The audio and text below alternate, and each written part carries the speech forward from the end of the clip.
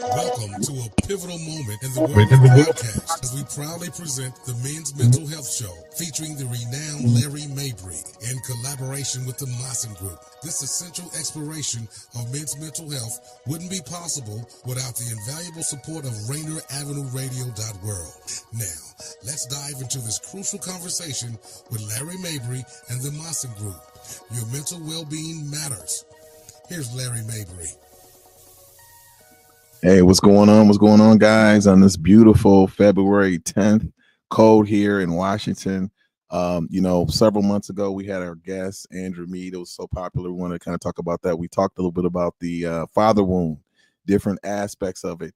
And so I kind of wanted to address that again today. Real quick, just want to say, what's going on, Andrew? How are you?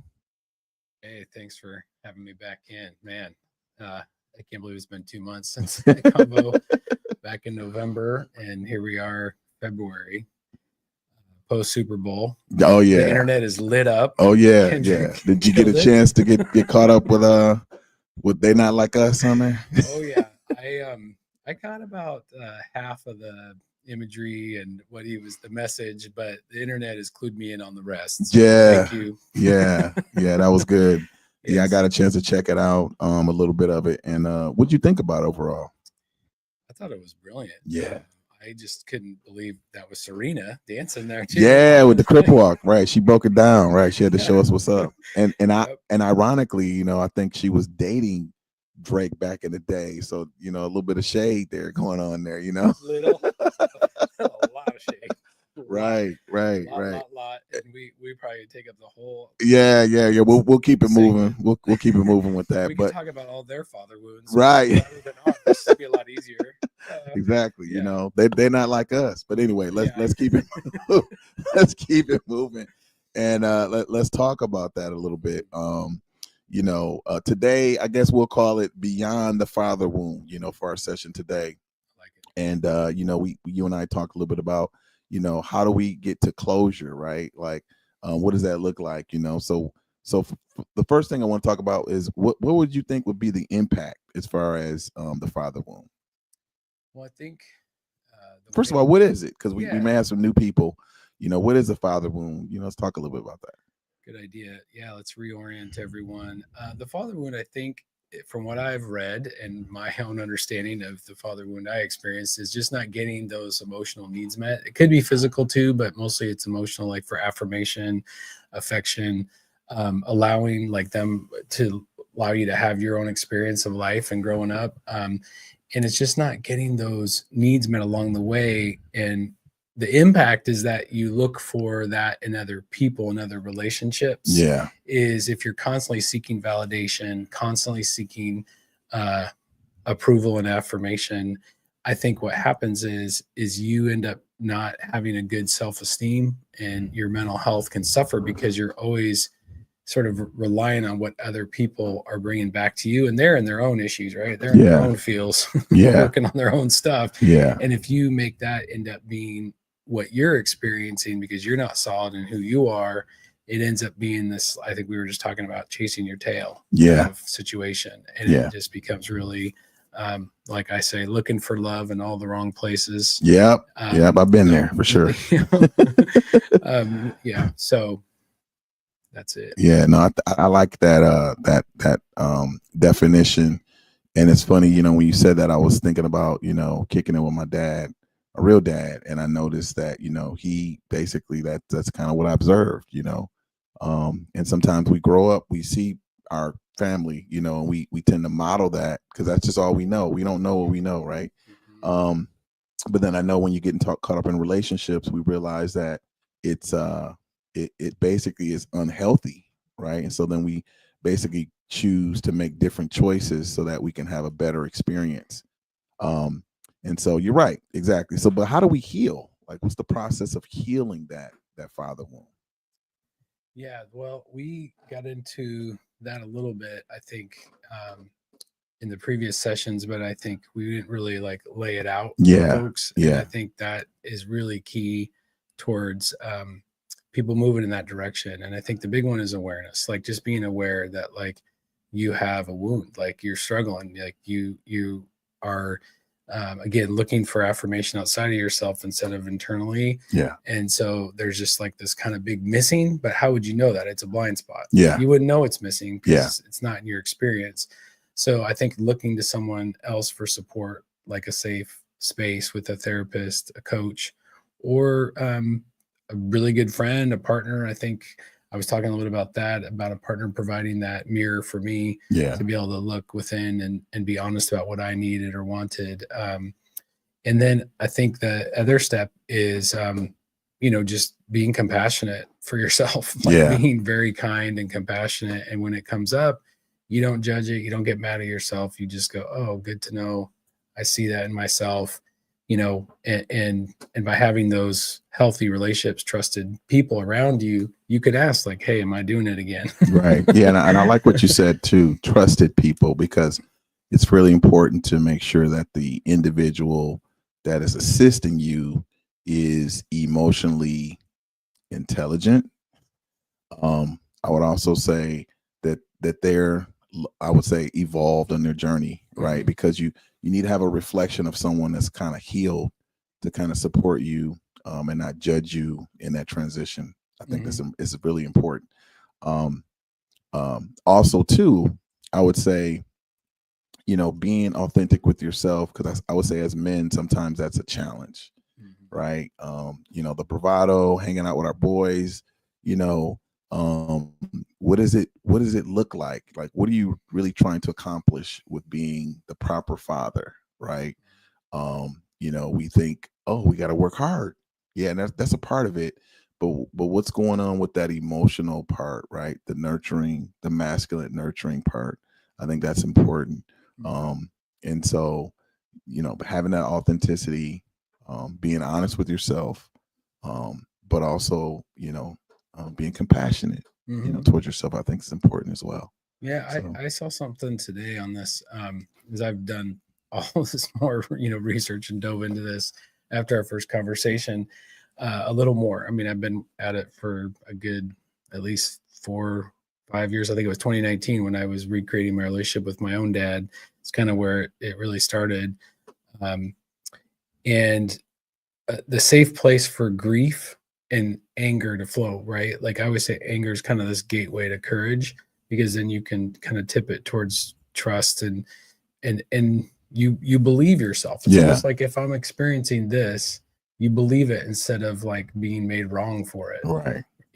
And it can just get in way of so many relationships at work, with your partner, with your friends, with your family. I mean, I just think about how even me and my siblings were always texting. I mean, it's going crazy, this sibling text with all the stuff that's been going on the last few months. It's just like been fun, but we like all kind of leaned on each other so much in that absence of affection and affirmation from our dad that I think it was sort of like we demanded too much of each other. And I think you can do that same thing in a relationship. It's not a healthy balance. Yeah. There's not a reciprocal relationship. Right.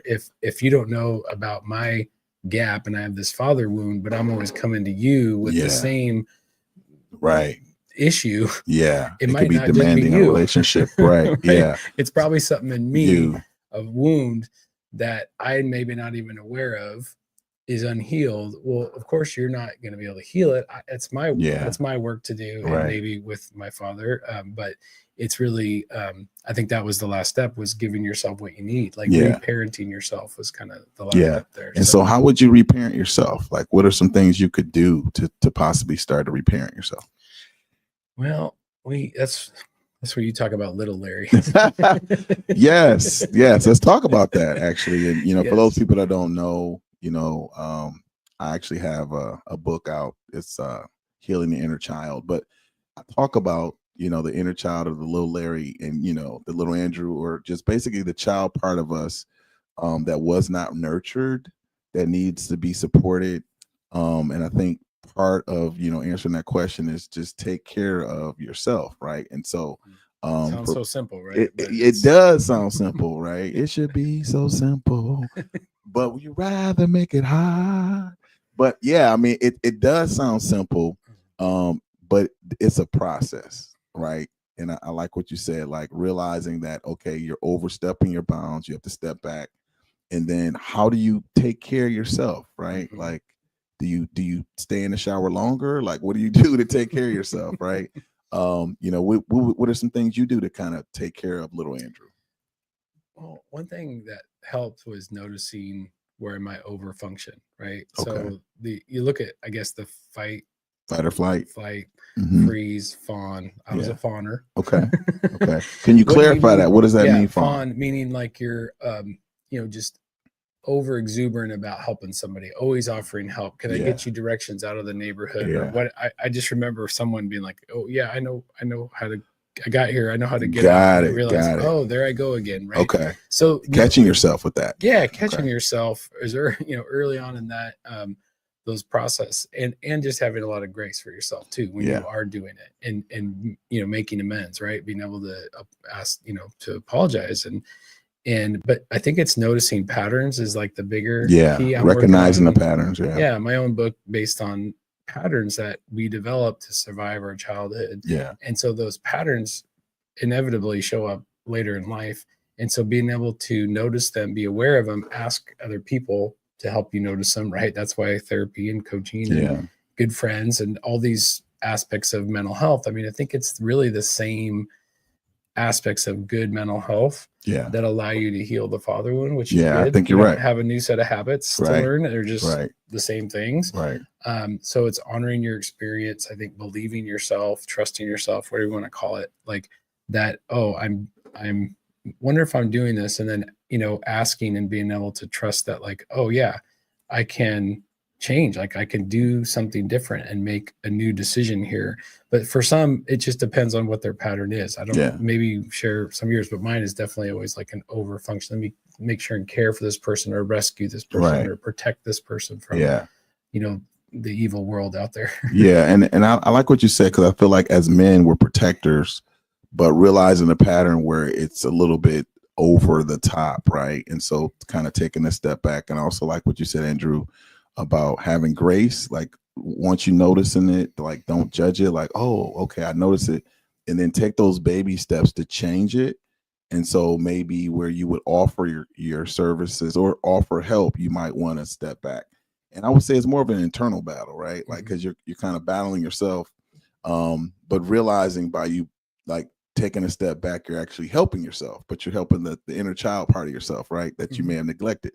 But I do like what you said with that, because it does take some compassion, baby steps, consistency, and noticing those patterns and finding new patterns that are more proactively showing love to self.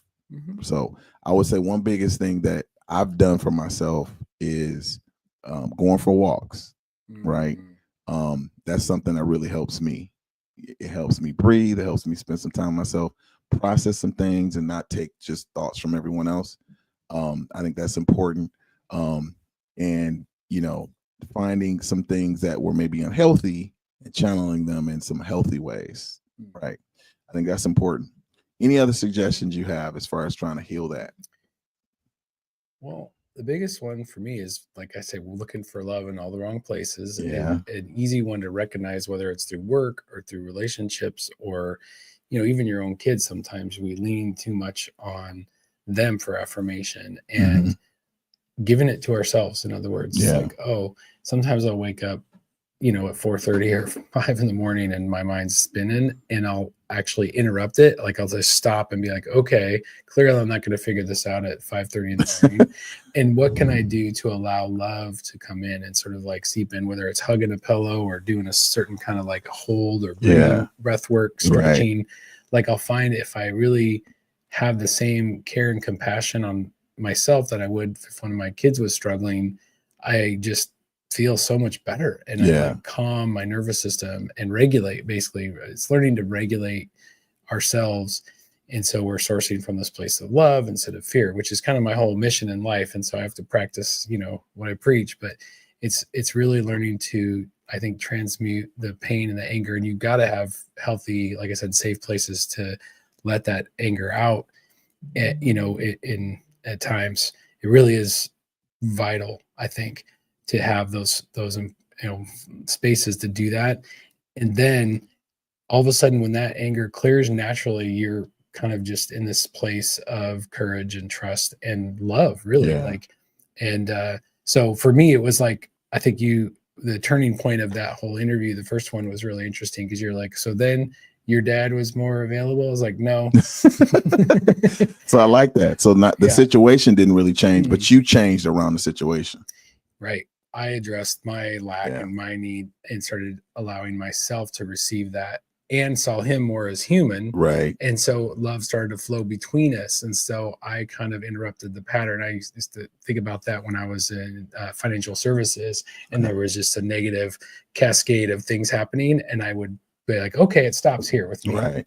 Let me turn this around and bring, a loving presence into this, and, change the whole situation over. So I think learning to give yourself what you didn't get, I think is the easy way to say it. Yeah, no, I agree. I mean, it's like you said, it's just like a process that you have to take a little bit at a time. And then I think once you do that, you do realize there's benefits to that. Like you said earlier, you see your dad in a different light. You kind of give him some space, and you're kind of taking care of little Andrew. And because you're nurturing little Andrew, all of a sudden you realize that Andrew is feeling a little bit more fulfilled, right? And so that's a cool thing. All right, we're gonna take a quick break real quick. Guys, the Call to Conscious Black History Month Museum is going to be open this month, only from Tuesday through Sunday, 11 a.m. to 7 p.m. Tickets at calltoConscious.world. Make sure you guys check it out. Metro League 3A High School Boys Basketball Championship will be live on Rainier Avenue this Valentine's Day, Friday at 8 p.m. Make sure you guys take your honey there. Get caught up with that for Valentine's Day, or just take yourself. Take your little Larry, or take your little Andrew, or just take your little self there. Show some self-love. Also, too, guys, Andrew and I have been talking a little bit about mental health. You know what? A little bit of love with my dad there. You can see my dad and my aunt and my stepdad there, who passed away. Showing a little love to the family there. But make sure you guys check out in February, this Thursday, February 13th, we're going to have the Let's Talk. Make sure you guys check that out. That's going to be from 5 o'clock to 6:30. Earlier I talked about the school, South King Emotional Wellness League, an organization I'm a part of. A lot of people have a lot of things going on, so make sure you guys show some love to that. Just chime in, it's free support. Make sure you guys check it out. King County Zoom, we're going to have that. That's going to be this Thursday from 5 p.m. to 6:30. A lot of BIPOC, Black and providers in the area, Indigenous people of color, licensed mental health professionals, as well as energy work healers, cultural healers, myself. Check it out. Some people have some post-election stress, seasonal depression. So that's just free of charge. There's no registration. Just pop on in. The password is well-being. So make sure you guys take a look at that. That'll be this Thursday. All right, cool. Let's go on back. So Andrew, anything else you think we need to address as far as the father wound? Do you think that we have some solutions towards that at all? I think it's just it's not a linear timeline event. Yeah, I agree. It's definitely not linear. Yeah, you're right. We're constantly working on it, right? Getting away from the triggers or noticing those triggers. And I think as we release it, we notice it more, and we're not really activated by it. We just kind of see it. And I think that's a good indication that we've grown, right? When we notice it and we're like, ooh, I used to be triggered by that, but now I just don't give a, we'll shut our mouth on that one. Anyway. Yeah. Well, Resma Menakem says that if it's hysterical, it's historical. Right? Ooh, I like that. When you get, sideways, put it nicely, when you lose your stuff, you're, usually that's a sign that you're being triggered, or if you're not in flow around your work that you normally would be, then you can, just say so what's going on? Being able to stop and just say what's in the way of me showing up fully in my authentic self. Yeah. And I think it's both in relationships, having those people that have permission to say something when they see it, and being able to express yourself openly, And I think we talked about journaling last time is something that can help. Notes for noticing the patterns. But they always say, you know, kind of how you spend your time in your checkbook. When you sort of check those things, you can see, like, are you numbing out and checking out, or are you seeking connection, right, in relationship, you know, both at work, at home, friends, family, in just all the spaces you show up in. And someone, a good friend of mine, said this recently, that his therapist said, you're at an age where you either develop a hobby or a bad habit, meaning addiction. Oh yeah. That's true. I'm like thinking that's likely this because they haven't dealt with the father wound. And I so like that. Yeah, as you move through your 40s, if those things aren't addressed, they get harder and harder to address them. So that's what I encourage, you know, men, really anyone, if they have a mother wound, father wound, doesn't matter. If they have something that's not allowing them to show up as loving. Like I was saying before with my kids, I showed up more frustrated than I did, you know, in connection with them and enjoying time with them. That's how I knew like there was something off. Yeah. And I like that. And so, you just notice it in the quality of your relationships. Yeah. And I think it increases the quality of life too.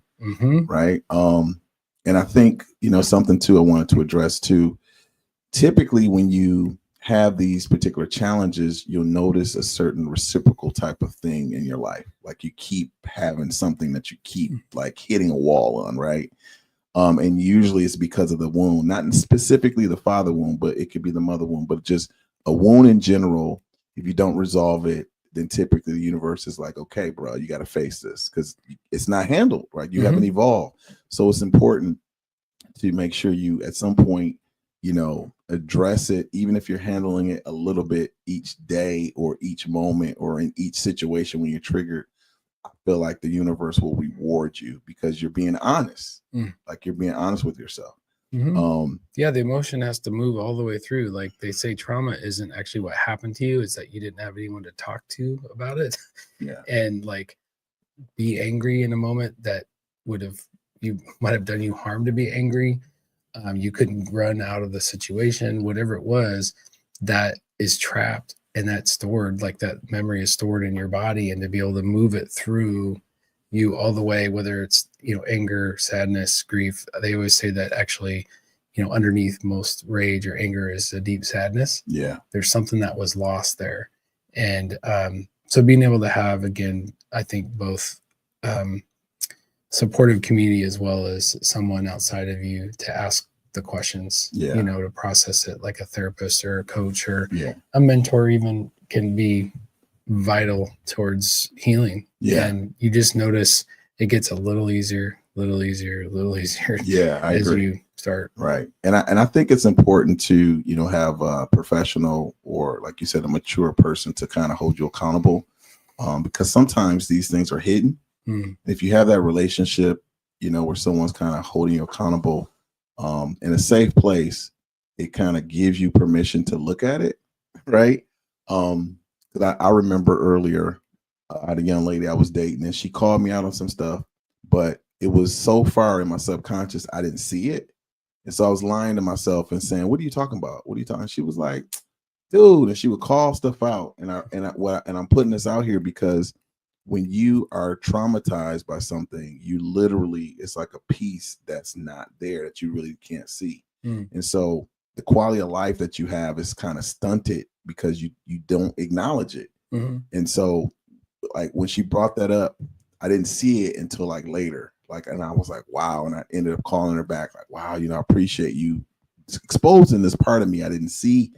But now I'm ready to see it. And I'm like, wow, you know, I was being honest with myself, but I appreciated her sharing that because at first I would say I was just ignorant. Like I didn't notice it. Right. And I feel like part of it is just we as men, we live life a certain way. And I'm like, yeah, whatever, you know, it's a woman thing. But then at some point, you know, you have to be honest with your emotions and say, okay, you know what, she's right. I really need to deal with this. And now that I've dealt with it, I would say I'm more fulfilled. I'm still working on knocking down the iceberg. Right? Did that make it into the book? No, that one didn't make it in the book. No, there's chapter 1, book 2. Here you go. That's another book. That's another book right there. Right there. Yeah. Larry on relationships. But you know what? Honestly, I'm constantly working on things. Like it's just different things I'm evolving and kind of working through. And I'm like, oh, wow, you know. Well, I don't know where Little Larry stops, but I'm guessing somewhere 1920 and, you know, whenever you deem that Little Larry went to. But it would be really interesting to have every chapter what Larry was doing and what Little Larry didn't get. Ooh, man, that's profound. Yeah, that would be interesting to see. Yeah, mine's Andy though. I was Andy. Yeah, little Andy. 18. So 18. Yeah, okay, Andy, little Andy. I like that concept though. Kind of like what a little Larry, little Andy was doing during that time, and then what were they missing? It kind of had. Where did you get stuck in the timeline of development? Yeah. Right. And what you were able to do now to break through that. And I think that's what our hope is for any viewers that. That's true. They can break through those stuck points. You can definitely break through.